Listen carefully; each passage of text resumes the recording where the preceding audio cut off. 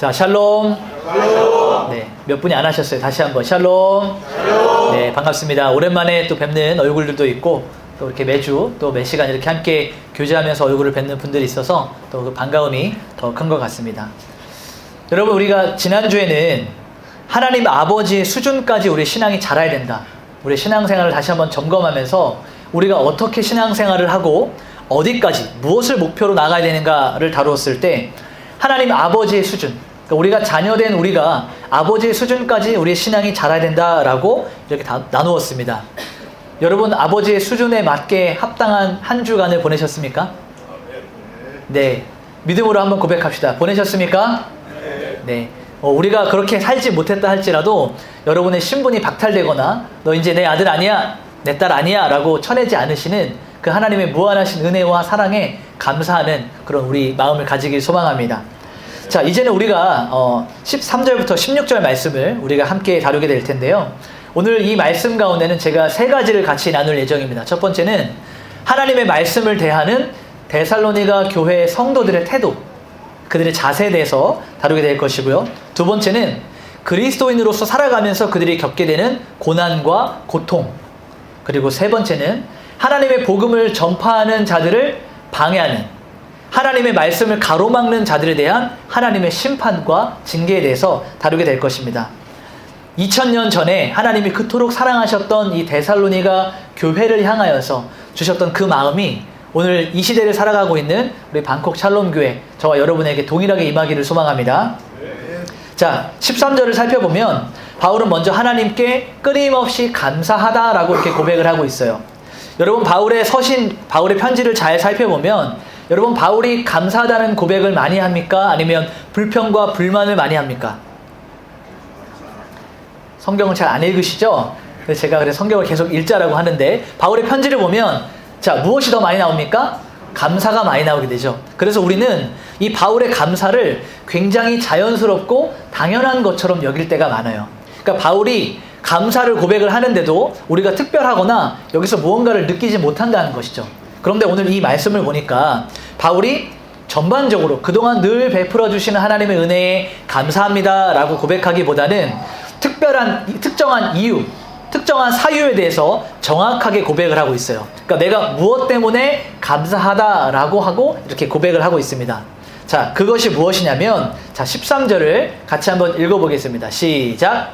이러므로 우리가 하나님께 끊임없이 감사함은 너희가 우리에게 은과 하나님의 말씀을 받을 때에 사람의 말로 받지 아니하고 하나님의 말씀으로 받으니 진실로 돌아가다 이 말씀이 또한 너희 믿는 자 가운데서 역사하리라.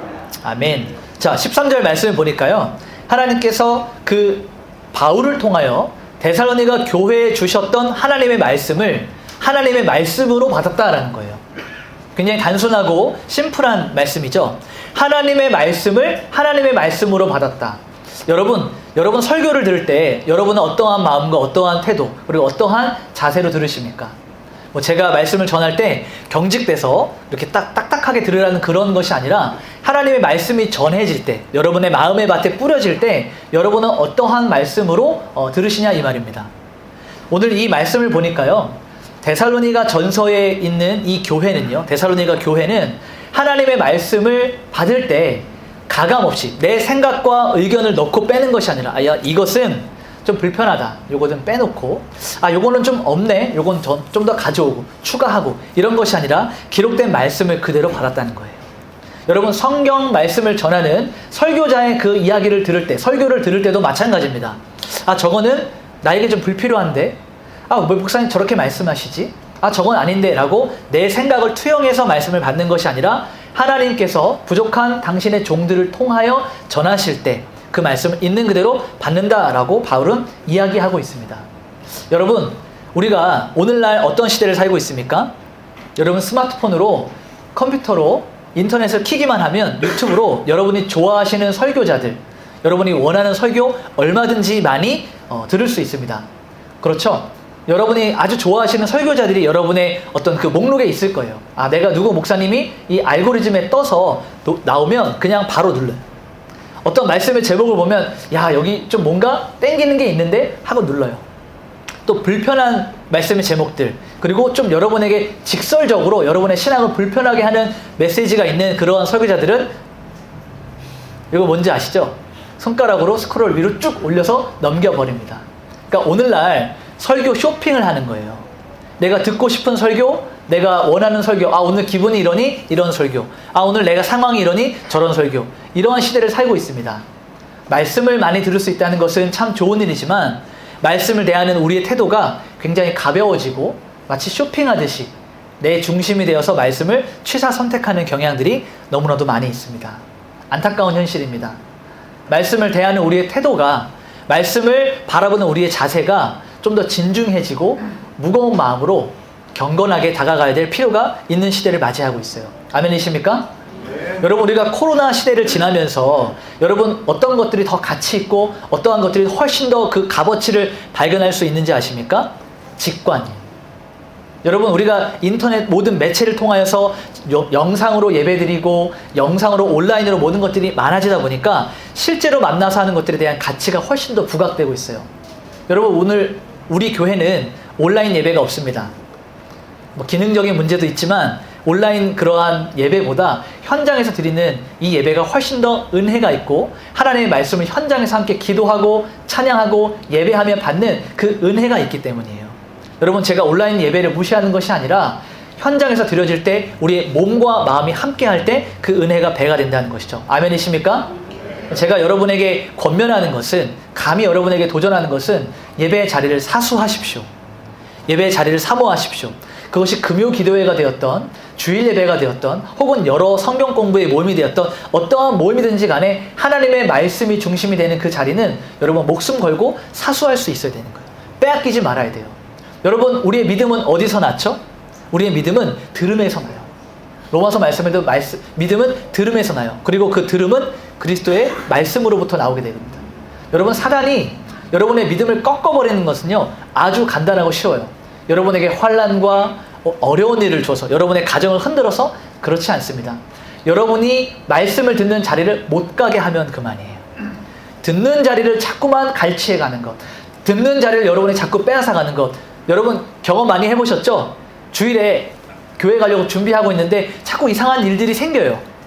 교회 가기 어려운 상황들이 생기게 되고, 교회에 오기 전까지 잠잘 때는 기분이 좋았는데 주일 아침에 일어나니까 자꾸 일들이 생겨요. 우리 마음을 흔드는 일들이 생겨요. 마음을 빼앗겨서 충동케 하고 분노케 하고 화가 나게 하고 짜증케 하는 일들이 생겨요. 왜 그렇습니까? 말씀을 듣는 자리에 가지 못하게 하는 거예요. 온전한 마음으로 말씀을 듣지 못하게 하는 겁니다. 여러분, 그래서 우리가 이 말씀을 대할 때 여러분 주일 오전에 와서 2시간 예배하는 것, 그것만이 예배라고 생각하시면 안 돼요. 언제부터 예배가 시작되느냐? 이 예배당을 나가는 시간부터요. 여러분이 한 주간을 살아내실 때 하나님의 말씀을 대하는 그러한 태도를 만들어가는 겁니다. 그런 여러분 일주일을 허투루 보내지 마시고 말씀을 사모하는 마음으로 한 주간을 보내시길 소망합니다. 아멘이십니까? 네. 이 데살로니가 교회 성도들도 그랬다는 거예요. 안식일에 바울을 통해서 전해지는 그 말씀만 하나님의 말씀으로 여기지 않고 그들의 삶 가운데서 기록되어 있는 하나님의 말씀을 바라보면서 하나님의 말씀으로 받았다 이거예요. 자, 우리가 강연을 듣는 것처럼 제가 아까도 말씀을 드렸지만 설교 쇼핑을 하듯이 그냥 필요한 말씀을 듣는 것과는 전혀 다른 태도를 가지고 있었다는 얘기예요. 그러니까 때로는 우리가 삶을 살아낼 때 여러분의 마음을 불편하게 하는 말씀들이 있어요. 여러분의 순종을 요구하는 말씀들이 있어요. 여러분의 헌신을, 여러분의 희생을 요구하는 말씀들이 있어요. 그런데 이것은 나에게 해당되지 않는 거야 라고 옆에 있는 집사님에게 토스하고, 축복의 말씀, 은혜의 말씀, 사랑의 말씀은 옆에 있는 집사님 거 가져와서 내 거로 삼고, 이거 말씀을 있는 그대로 받아들이는 것이 아니에요. 우리가 기록되어 있는 말씀을 그대로 나에게 주시는, 이 이야기를 들으면 아, 저거 떠오르는 그 누구 집사님이 아니라 내 말씀, 나에게 주시는 말씀으로 우리가 받기를 소망합니다. 자, 오늘 이 데살로니가 교회는 온전히 하나님의 말씀을 있는 그대로 받아들였다. 다시 말하면 말씀이 요구하는 것들에 순종했다라는 거예요. 때로는 우리 상황과 맞지 않을 때가 있어요. 여러분의 상황과 형편이 그 말씀에 순종하기 어려운 일들이 생길 수가 있어요. 그럼에도 불구하고 그 말씀에 순종해야 되는 이유가 무엇입니까? 답은 하나예요. 하나님의 말씀이기 때문입니다. 여러분 하나님의 말씀에 순종하지 않을 이유를 찾으려면요, 수십, 수백 가지, 수천 가지가 나옵니다. 내가 이래서 안 되고 저래서 안 되고 이것 때문에 저것 때문에. 근데 우리가 그 말씀에 순종해야 될 이유는 한 가지예요. 무엇입니까? 하나님의 말씀이기 때문입니다.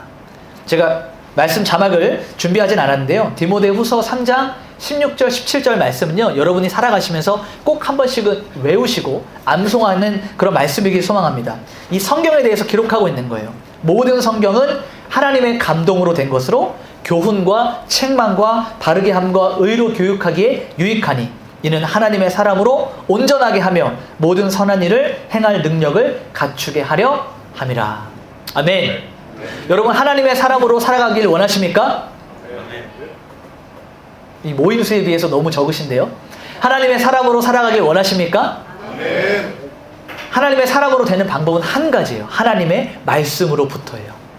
여러분이 아무리 좋은 책을 읽고 아무리 좋은 강연을 듣고 아무리 좋은 사람을 만나도 하나님의 사람이 되는 것은 하나님의 말씀으로부터다라는 이 사실 한 가지를 반드시 기억하셔야 됩니다. 자, 그런데 이 말씀을, 우리가 하나님의 말씀을 하나님의 말씀으로 받아들여야 되는 이유가 무엇이냐? 우리 함께 읽었던 13절 뒷부분에도 나오게 되는데요, 하나님의 말씀에는, 이 말씀은요 믿는 자들을 통해서 그 안에서 역사하기 때문이에요. 그러니까 말씀을 믿는 자들만 말씀의 능력을 맛볼 수 있다라는 것입니다. 여러분이 하나님의 말씀을 불신하고 하나님의 말씀을 하나님의 말씀으로 대하지 않는다면 하나님의 말씀이 가진 능력이 여러분 안에서 일할 수가 없다는 얘기예요. 능력이 부족해서가 아닙니다. 그 말씀에 힘이 없어서가 아닙니다. 하나님의 말씀이 일하는 그 밭과 그 터가 무엇이냐? 믿는 자들의 그 안에서라는 거예요. 그러니 여러분 하나님의 말씀이 살아서 여러분 안에 숨쉬게 하려면 그 말씀을 말씀으로 대해야 된다라는 것입니다. 말씀을 전하는 제가 좀 부족하고 모자라고 흠이 많지만 저 자신을 보지 말고, 제 자신을 보지 말고 이 말씀을 주시는 그 하나님을 볼 수 있어야 되는 거예요. 하나님께서 어떻게 역사하시는가? 하나님은 사람을 통하여 일하시는데 하나님이 부족한 도구를 통하여서 전하실 때 그 말씀을 하나님의 말씀으로 받아들이는 그 자세와 태도가 오늘 여러분에게 동일하게 있기를 소망합니다. 자, 히브리서 4장 12절 말씀을 함께 읽어보겠습니다. 시작. 하나님의 말씀은 살아있고 활력이 있어 바로의 날선 어떤 것보다도 예리하여 몸과 영과 및 관절과 구슬을 질러 쪼개 힘까지 하며 마음의 생각과 뜻을 판단하느니. 아멘. 여러분 하나님의 말씀은 뭐라고 기록되어 있습니까? 살아있다는 거예요. 살아있다. 이게 핵심입니다. 하나님의 말씀은 아주 오래전에 기록되어서 그 당시에 살았던 어떠한 이들에게만 해당되는 것이 아니라 풀은 마르고 꽃은 시드나 하나님의 말씀은 영원히 살아계셔서 오늘 우리에게도 우리 이후에 살아갈 다음 세대에게도 영원토록 존재하는 하나님의 살아계신 말씀이다라는 거예요. 제가 지난 시간에도 말씀드렸지만 이것이 진리일 수밖에 없는 이유는 모든 시대를 초월하여서 이치의 말씀, 진리의 말씀이기 때문에 이것이 참 진리가 된다라는 것입니다. 과거에 개역 한글 성경 버전을 보게 되면 여기에 활력이 운동력으로 번역이 되어 있어요. 하나님의 말씀은 살았고 운동력이 있다, 에너지가 있다는 얘기예요. 이 말씀이, 여러분 기록된 하나님의 말씀이 살아있는 하나님이 되어서 여러분 삶에 역사하고 여러분의 삶을 바꿀 수 있는 그런 능력의 말씀이 되기를 소망합니다. 여기에는 믿음이 필요한 거예요. 믿음. 그 믿음이 오늘 여러분의 있기를 저도 같이 기도하며 간구하며 소망합니다. 자, 우리가 14절 말씀을 같이 한번 읽어보도록 하겠습니다. 14절입니다. 시작.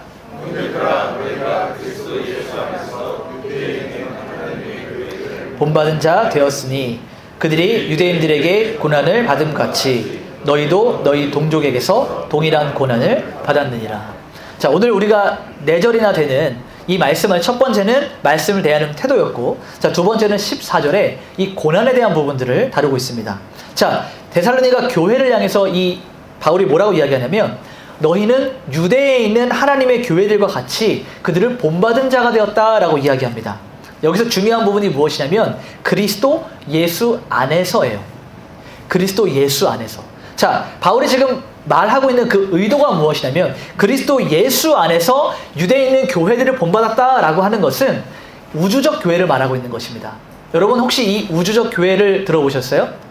유니버설 철치라고 하는 이 우주적 교회는 우주에 있는, 스페이스에 있는 그 교회를 말하는 것이 아니라 시대와 교단과 교파, 지역을 초월하여서 하나님 아버지를 믿고 살아가는 모든 그리스도인들의 통괄하는 통합적인 하나의 교회를 말하는 겁니다. 하나님 아버지의 교회를 말하는 것을 우리가 우주적 교회라고 말해요. 방콕에 있는 교회나 한국에 있는 교회나 저기 아프리카에 있는 교회나 1000년 전에 있었던 교회나 2000년 전에 신약시대 때 우리가 다루고 있는 데살로니가 교회나 우리가 우주적 교회 안에 하나로 묶여서 모여있는 것을 이렇게 표현할 때 우주적 교회다라고 표현하고 있습니다. 바울은 그것을 어떻게 묶냐면 그리스도 예수 안에서. 자, 바울이 굳이 이 말씀을 전하는 이유가 있어요. 자, 데살로니가라고 하는 이방 땅에 이 교회가 세워지면서 그들의 믿음의 뿌리, 믿음의 근거, 믿음의 연결성은 어디에 있는가? 그들은 때때로 너희들의 정체성이 뭐야? 너희 교회가 어디서부터 출발했어? 너희 교회는 어디서 났니? 라고 물어봤을 때 우리는 유대에 있는 그 교회와 같은 신앙의 결을 유지하고 있습니다. 라고 인정할 수 있도록 바울이 이것을 확증해 주는 거예요. 자, 그래서 바울은 어떻게 표현하냐면 유대에 있는 하나님의 교회를 본받았다라고 표현을 합니다.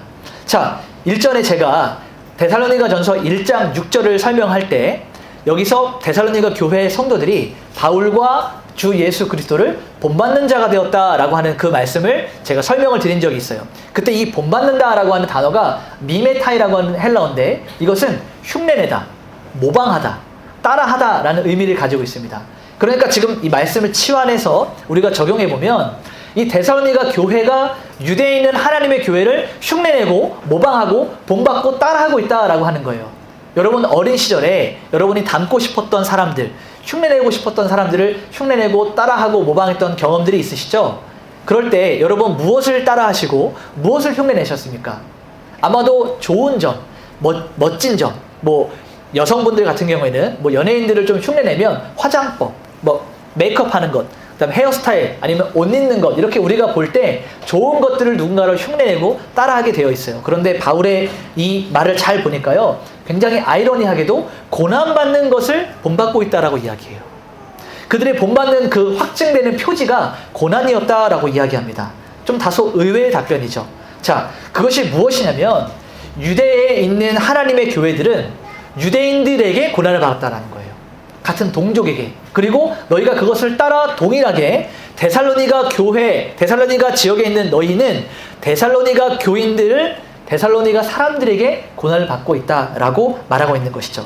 자, 바울이 이렇게 이야기할 수 있었던 이유는요. 우리가 사도행전 9장 1절부터 2절 말씀을 통해서 알 수 있습니다. 우리 같이 한번 읽어보도록 하겠습니다. 시작! 바울이 주의 제자들에 대하여 여전히 위험과 세대가 능하여 대제사장에게 가서 당신에게로 회당에 가져갈 공문을 청하니 이는 만일 그 돌을 나가는 사람을 만나면 너희를 막론하고 결박하여 예루살렘으로 사도하라. 아멘. 자, 이것은요. 지금 데살로니가 교회에 편지를 보내고 있는 바울이 변화되기 전에 사울이었을 때 자기가 어떠한 일들을 했는지 이 말씀에 기록이 되어 있는 거예요. 자, 사울이 주의 제자들에 대하여, 여기 말하는 주의 제자들은 그리스도인들이죠. 예수를 믿는 자들에 대하여 여전히 위협과 살기가 등등하여, 이 살기 있는 눈빛, 여러분 만나보신 적 있는지 모르겠지만 굉장히 무섭습니다. 이런 사람들을 보게 되면. 근데 바울이 사울이었을 때 그러한 마음과 그러한 태도와 그러한 눈빛으로 예수 믿는 자들을 잡아다가 죽이기도 하고 고난과 박해를 가하고 결박해서 옥에 넘기기 위해서 그러한 행동들을 했다라고 하는 거예요. 유대인이었어요, 바울은. 유대 민족 중에서 하나님의 교회에 있었던 예수 그리스도를 믿었던 자들을 죽이기 위해서 그렇게 행하고 다녔다라고 말하는 것입니다. 자, 실제로 이 유대인들 중에는요, 이 유대 그리스도인들을 죽였던 일들이 많이 있었어요. 우리가 잘 알고 있는 사도행전 7장에 스데반 집사, 이 스데반 집사는 설교를 하면서 하나님의 말씀을 전하면서 돌에 맞아 죽임을 당했는데 누가 돌을 던졌습니까? 유대인들이 던졌어요. 이스라엘 사람들이 던졌습니다. 여러분, 우리가 이러한 많은 이야기들을 통해서 알고 있듯이 유대에 있는 교회는 유대인들이 박해하고 핍박을 주었습니다. 그러니 바울은 이 지점을 가리켜서 말하는 거예요. 데살로니가 교회의 성도들아, 너희도 유대 교회를 본받고 있다. 다시 말하면 너희도 데살로니가 사람들로 인하여서 고통을 당하고 있구나라고 이야기해 주는 것입니다. 자, 우리가 사도행전 17장 5절과 6절을 통해서 그 기록을 찾아볼 수가 있는데요. 사도행전 17장 5절과 6절 말씀을 함께 읽어보겠습니다. 시작.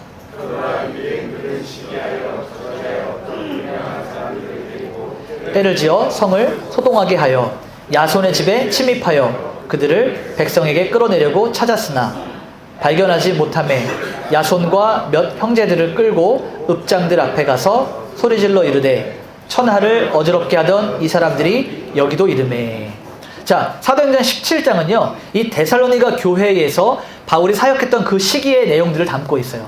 자, 여기 말씀을 보니까 유대인들은 시기하여, 자, 이 유대인들이 그 불편한 마음, 하나님의 복음이 퍼져가는 것들에 대한 불편한 마음을 가지고 데살로니가 지역에 있는, 자, 저작거리에 있는, 그러니까 불량배들의 마음을 충동해서 그들에게 뭐 돈을 주고 고용을 해서 데살로니가 교회의 성도들을 핍박하고 박해하는 일들을 가행했다는 거예요. 그러니까 데살로니가 교인들은 데살로니가인들에 의해서 핍박과 박해를 받았다라는 것입니다. 여기 오늘 말씀에 나오는 야손이라고 하는 사람은 아마도 데살로니가 교회의 성도로 추정이 돼요. 아마 그의 집에 바울과 그의 일행이 잠시 동안 유숙하고 지냈던 것으로 보여져요. 그러니까 이 사람들이 어떻게 합니까? 불량배들을 그 집에 급습을 해서 거기에 있는 바울과 그 일행을 끌어내려고 했던 거예요. 그런데 없다. 바울은 여기 없다라고 하니까 그러면 너 나와. 야손과 그의 가족들이 끌려서 광장 앞으로 던져지게 되는 겁니다. 그리고서는 이 성을 소동케 하는, 이 성을 어지럽게 하는 나쁜 사람들, 이단과 같이 취급을 하면서 그들에게 핍박과 박해를 가하게 되는 것입니다. 자, 우리가 이러한 상황들을 볼 때 역설적이게도 그리스도 예수를 믿고 하나님을 붙들었던 그들의 신앙이 고난과 핍박을 야기하게 되는, 다시 말하면 그리스도 예수를 온전히 믿는 믿음의 영수증이었다라는 거예요. 여러분, 영수증이 무엇입니까? 영수증. 내가 어떤 물건을 사거나 어떠한 일들을 했을 때 값을 다 지불하고 이것에 대한 완전한 처리를 나타내는 것이 영수증이에요. 이 영수증이 있으면 모든 것이 다 해결됐다라고 하는 증명서가 되는 것입니다. 오늘 이 믿음의 영수증, 여러분이 고난을 당하고 핍박을 당하고 어려움을 당하고 신앙생활을 하면서 닥쳐지게 되는 많은 어려움들이 바로 이것이 우리의 믿음의 영수증이라는 거예요.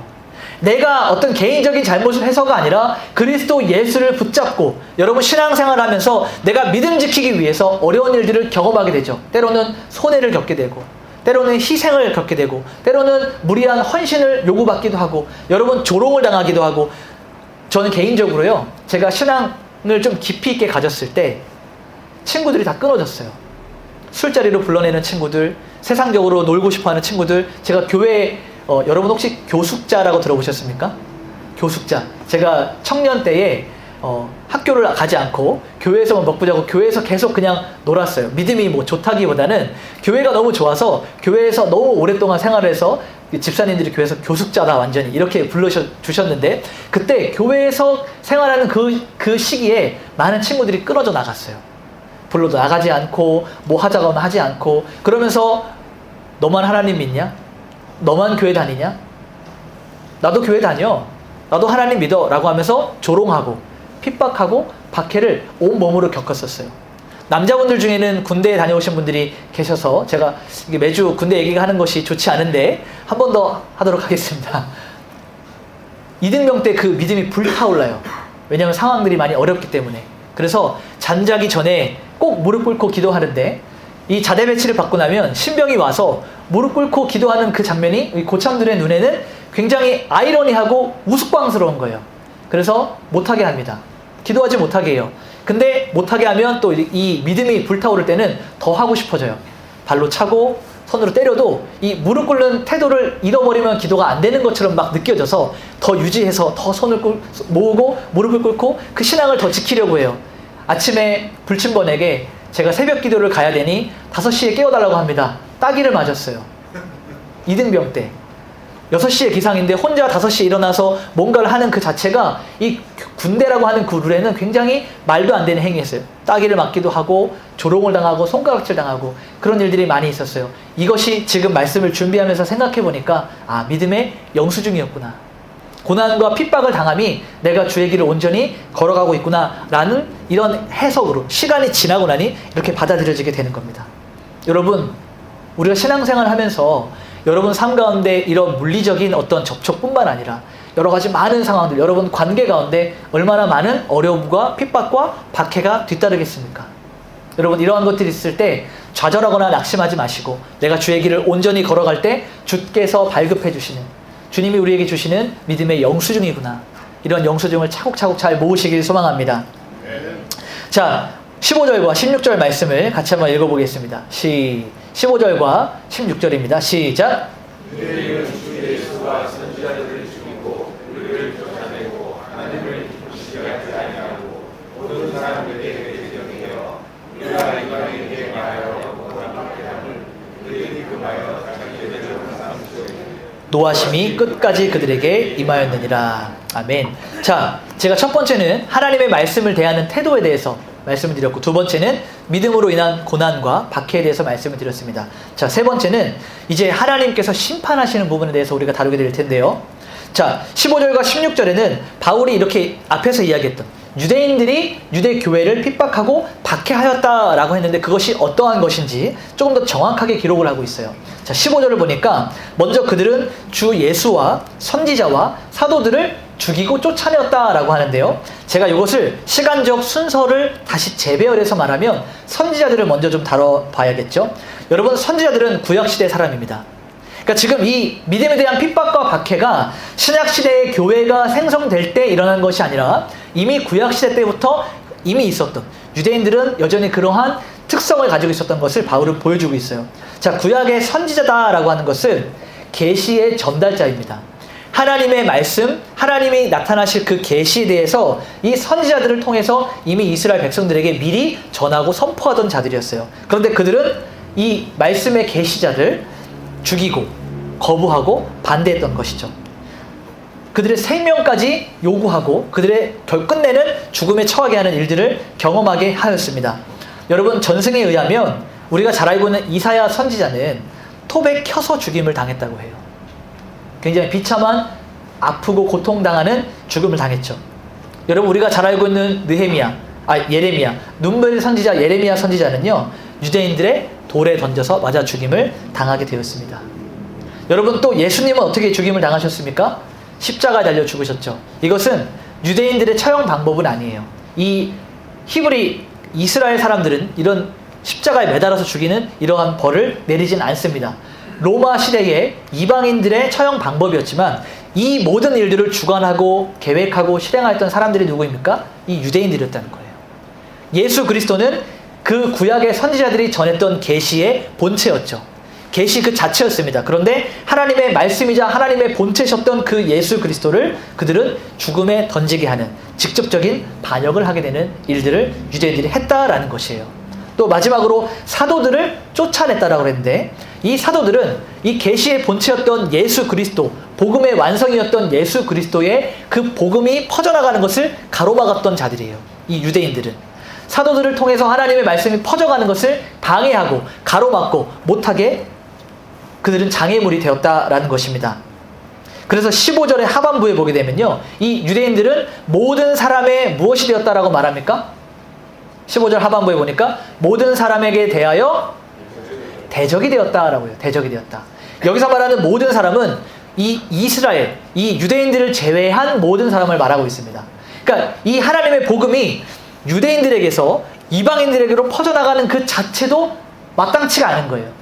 복음이 퍼져나가는 것이 원치 않는 겁니다. 그래서 모든 사람들에게 대적이 되기로 결심하였는데, 여기서 말하는 대적은 이 반대편에 서다. 배가 나아갈 때 역풍이 불어서 배가 나가지 못하게 가로막을 때 이 표현을 쓰게 되는데요. 유대인들이 하나님의 복음이 퍼져나가는 것을 반대편에 서서 못하게 가로막았다라고 말하고 있는 것입니다.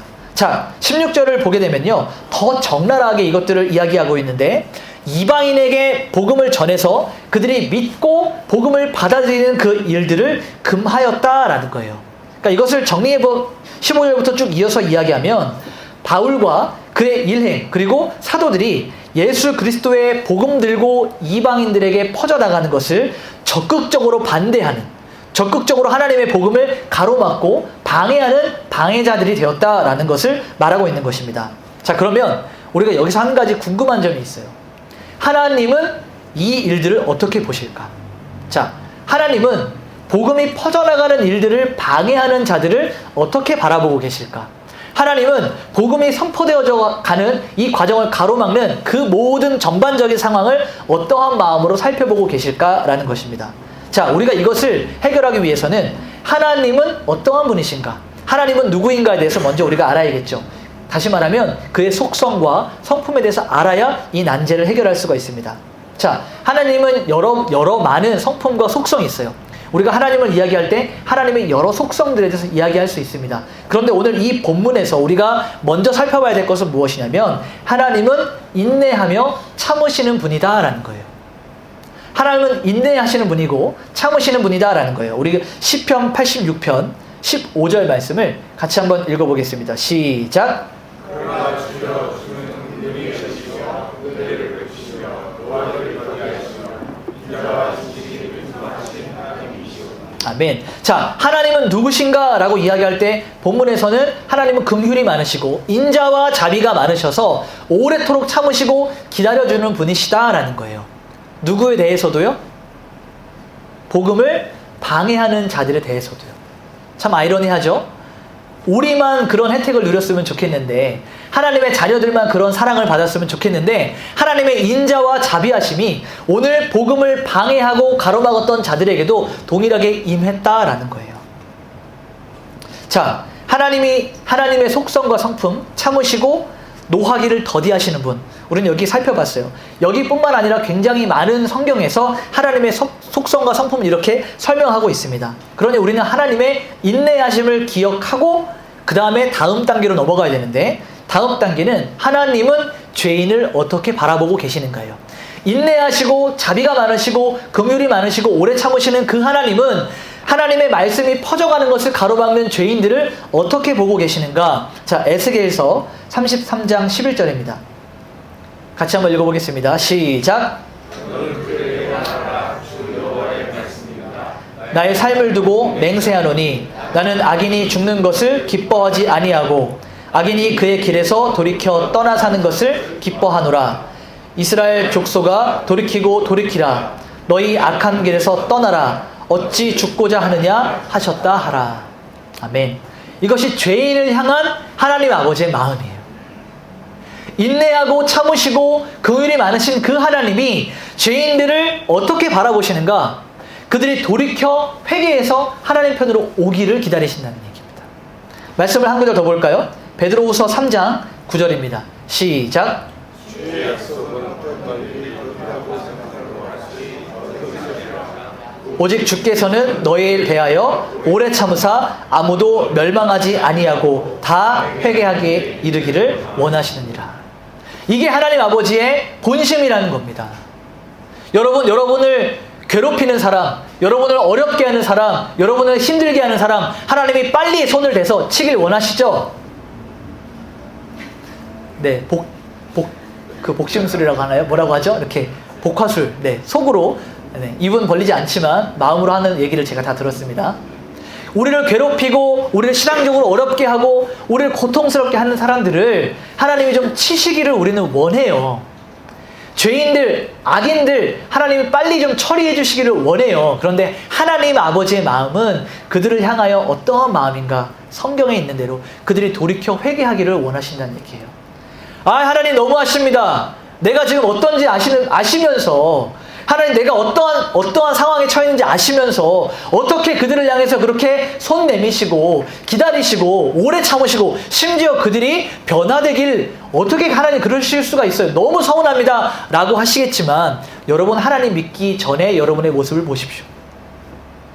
우리가 주 예수 그리스도를 받아들이기 이전에 세상에 망나니와 같이 살아가던 자기 욕심대로, 자기 욕정대로, 자기의 정욕대로 하고 싶은 대로 살았던 우리의 모습을 본다면 하나님이 손을 들어 친다면 가장 먼저 침을 당해야 될 사람이 바로 우리 자신이라는 거죠. 우리를 향하여 오래 참으시고 우리를 향하여 자비와 긍휼의 손을 내미셨던 그 하나님이 아직 돌이키지 않은 자들을 향하여 여전히 동일하게 손을 내밀고 기다려주고 계신다라고 하는 하나님의 속성과 성품을 알아야지만 오늘 이 본문을 해결하는 그 실마리를 찾을 수가 있다는 거예요. 사도들인데, 성도들인데 그들의 복음을 가로막고 핍박하고 박해하고 고난당하는 그 동족들 가운데 하나님은 왜 아무 일을 하지 않으시는가? 우리는 여기서 그 답을 찾을 수가 있는 것입니다. 아멘이십니까? 네. 자, 그런데 우리가 하나님을 무조건적인 사랑과 관용의 하나님으로만 접근을 하면 안 돼요. 여기서부터 우리가 좀 이제 어려워지는 두 가지를 생각해야 되는 부분들이 등장하게 되는데요. 자, 하나님은 사랑의 하나님이십니다. 아멘이십니까? 네. 자, 그런데 동시에 하나님은 공의의 하나님이세요. 죄에 대한 것들은 반드시 그 대가를 치르게 하는 공의의 하나님이십니다. 자, 그럼 하나님의 사랑이 클까요? 공의가 클까요? 사랑은 아주 커서 공의는 좀 뒤에 딸려오는 부속품처럼 그렇게 생각하지 않으시길 바랍니다. 하나님의 사랑과 공의의 크기는 정확히 같습니다. 하나님의 사랑이 무한하신 만큼 하나님의 공의도 무한하세요. 그래서 하나님은 우리의 죄에 대한 모든 대가를 어떻게 치르셨는가? 당신의 가장 사랑하시는 주 예수 그리스도 독생자를 내어주셔서 죽기까지 그 대가를 치르게 하셨던 하나님의 공의가 있다라는 것을 우리는 기억해야 됩니다. 자, 우리가 그러면 데살로니가 전서 2장 16절 말씀을 다시 한번 읽어보겠습니다. 2장 16절입니다. 시작.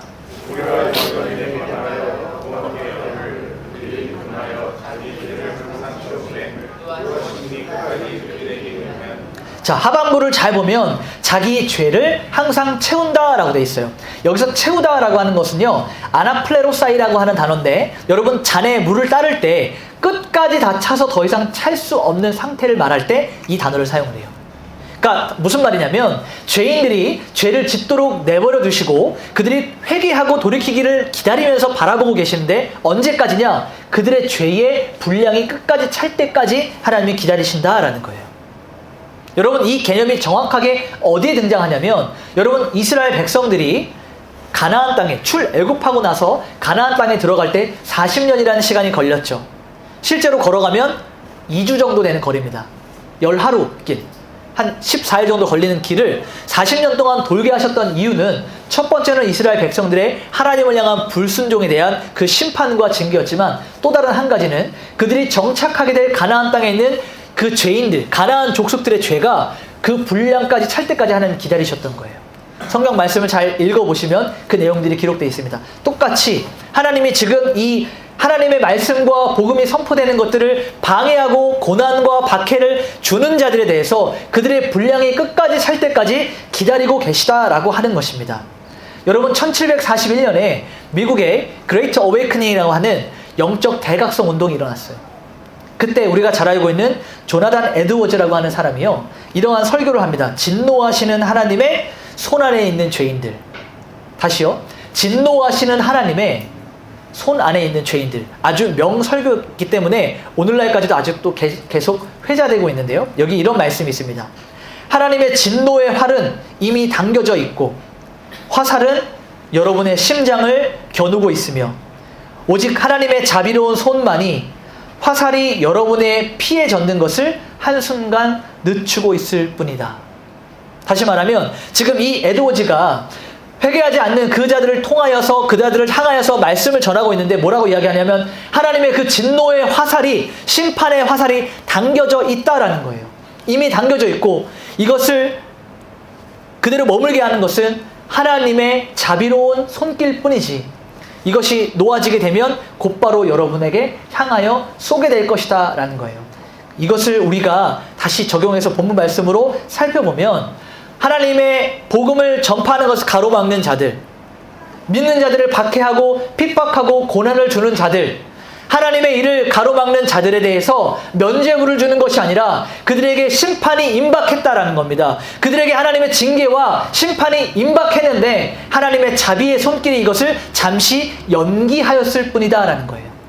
그들이 이 심판을 피해갈 수 없다라는 것을 오늘 성경 말씀은 우리에게 주고 있는 것입니다. 그래서 2장 16절에 그들이 하나님의 노하심이라고 한 이 노하심은 심판과 징계를 말하고 있어요.